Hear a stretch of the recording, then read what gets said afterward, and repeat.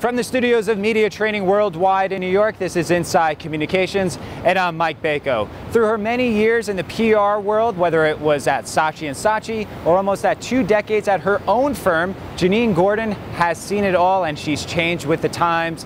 She joins us today on Inside Communications.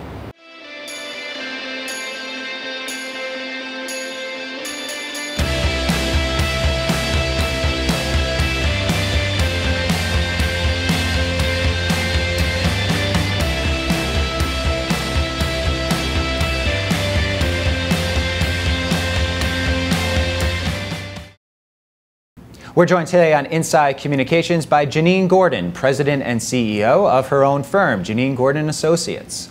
Janine, thanks for joining us today. Pleasure. So after 17 years at Saatchi & Saatchi, you started your own large boutique firm in 1993. What have you found to be some of the big differences over the last 20 years or so in the PR business? Well, for one thing, video news releases, which are prepackaged news features, are not as popular as they once were.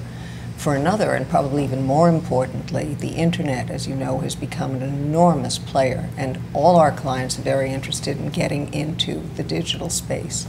That didn't exist back 20 years ago. So there's a situation where you don't have to do much convincing of clients to do video. They're coming to you, they're seeing what the landscape is out there, and they're asking to do these things. Yes, as a matter of fact, it's been said that internet television will ultimately become a bigger presence, believe it or not, than network TV. Well, let's hope so, considering that yes. We're on internet TV today. Tell us about some of the campaigns that you've worked on. The Wall Street Capital Grille comes to mind just recently, a very successful campaign. What went into some of the layering of that, and how did that become so successful? Well, that was actually a tough one. We have been, for the past 5 years, the PR agency of record for the Capital Grille, which means that we help them open about 3 to 6 restaurants a year. They presently have 44 restaurants in 42 markets. In any event, about a year ago, we had to open for them a restaurant down on Wall Street. And the problem was that most restaurant reviewers do not want to do a restaurant review on a chain restaurant, even if, like the Capital Grille, it's fine dining. And has a very good reputation, as you mentioned, all across the nation, and in a lot of places is the place to go to, where the power brokers go to. But as you mentioned, some restaurant reviewers probably look down on that a little bit. Well, only because it's part of a large corporation. In any event, that was the first challenge. The second challenge was that 6 months earlier, the Capital Grille had opened a second restaurant in Manhattan in the Time Life building. So here we were, challenged to open a new location of a chain, the third location, in fact, in Manhattan, because the very first one was opened about 6 years ago at the Chrysler Center. In any event, we said to ourselves, now how are we going to get high-impact publicity for this opening? And the client said to us, the publicity has to involve the Wall Street community. You have to think of something to bring in, the movers and shakers on Wall Street, which makes sense because the location at 120 Broadway is literally down the block from the New York Stock Exchange. So we thought and we thought, and we finally said, we had the answer. The Guggenheim Museum, at that point, had just appointed a new executive director. And obviously, many of the people who collect art are from the Wall Street community. So we approached the brand new executive director, whom we knew through our own contacts, and we said to him that the Capital Grille was prepared to underwrite all the costs of a luncheon, a fundraising luncheon, to benefit the Guggenheim the week before the 120 Broadway restaurant opened to the general public. And so the Guggenheim said to us, well, that sounds very interesting, because if we sell tickets for, say, $150 a ticket, we can clear about $30,000. And we said, yes, that's exactly right. And they said, well, the Capital Grille is a fine dining establishment, so we're aligned to fine brands. We said, yes, that's absolutely right. They said, what do you want in exchange? And we said, oh, not much. We just want you to make sure that Frank Gehry, who is arguably the most important architect today and who has done the Guggenheim's museum in Balboa, great and is now doing the one in Abu Dhabi, we want him to be in conversation with the executive director of the Guggenheim over dessert and coffee.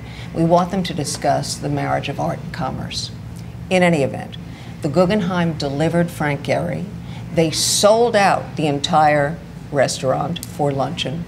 The conversation between the two men was really sparkling, and not only did we get general metro press, but we got press in art and enthusiast publications, and half the Wall Street collectors community had been informed of the lunch and had bought tickets. So we succeeded on every single point with which we were challenged. And when you set out to do this campaign, were there those check marks that you wanted to get that crossover publicity, where Yes. you wanted to hit all of these different sectors? How important is it to set a checklist, to set goals for yourself, and then to actually meet them during a campaign? You know, that's a great question, because sometimes you can come up with a terrific idea, but it only achieves half the goals.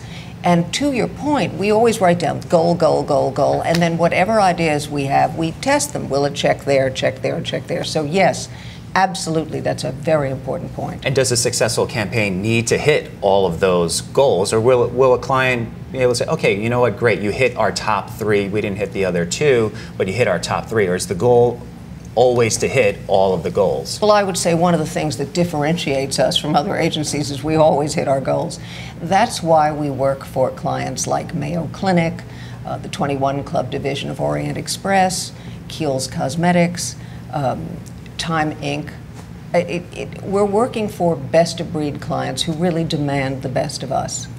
Speaking of the best of you, you're putting out a new face for the company. You're launching a new website by the time this airs. Tell us a little bit about the progression of your firm over these last few years and why a new website was in order for you. The reason the new website was in order is because, in effect, what we've realized is that our size, rather than being a liability, is an asset. And the reason it's an asset is because we can provide a level of service that a large agency perhaps cannot provide. And beyond that, we are not process-driven. We're kind of like a cigarette boat. We can turn on a dime rather than a flight carrier, which really is labor-intensive.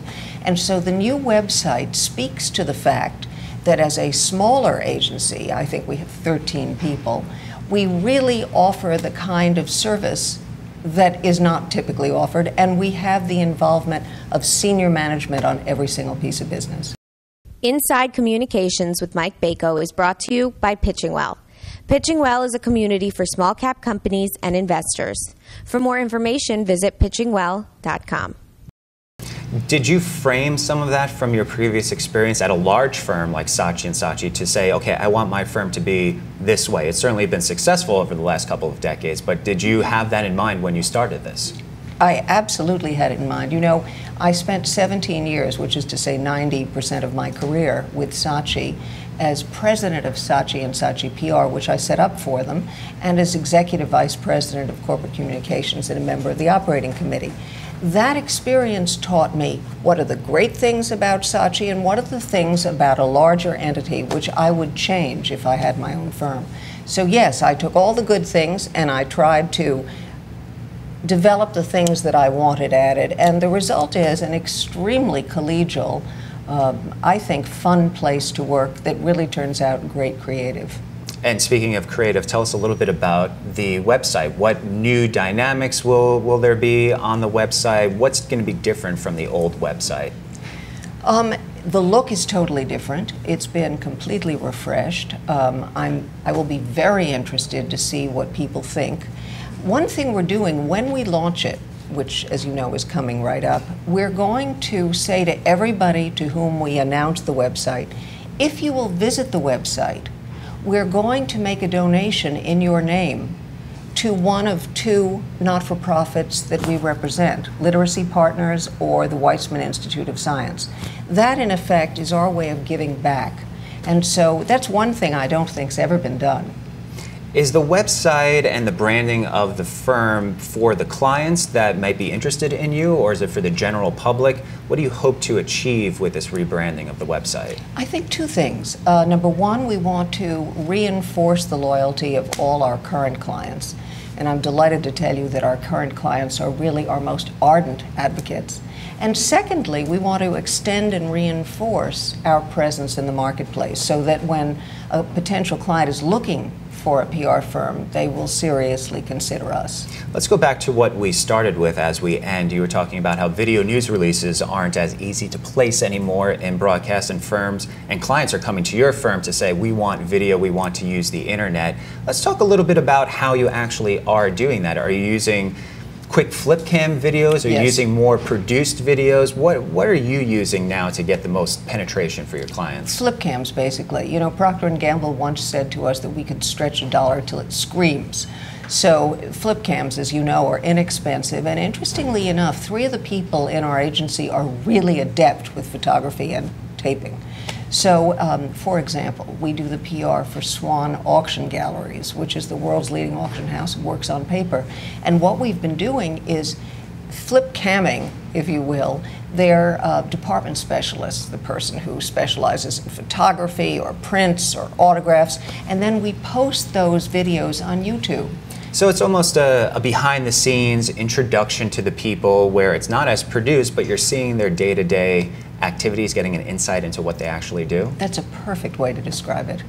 Yes, that's exactly what we do. And obviously clients are very receptive to that. Usually people see the high sheen gloss of videos, but more people want to see the real world of what people are going through. You know, to your point, for Cargo Cosmetics, what we did was we did a series of flip cams with their head makeup artist and then uploaded those to YouTube. And in fact, the series of videos, she was giving makeup tips.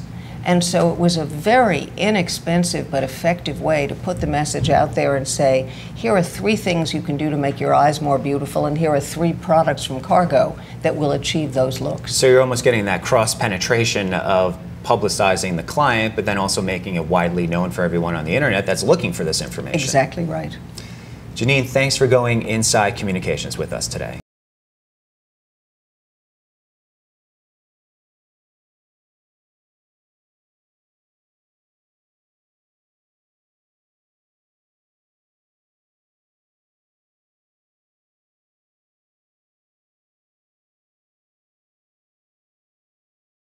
Media Training Worldwide has specific systems to teach proper body language, messaging, answer techniques, and soundbite creation. Join a media training workshop to help you prepare for all your media appearances. Learn the basics every good speaker should know and communicate the exact message you want. Media Training Worldwide's presentation training workshop will teach you how to save time by focusing on that which you have total control, your words, messages, and speech. For more information, call 212-764-4955. Media Training Worldwide also offers online interactive media and presentation training courses to help you with all your media and presentation training needs. These courses offer a one-of-a-kind training simulation experience that allows users to record themselves practicing media interviews and speeches. Visit MediaTrainingWorldwide.com for more information.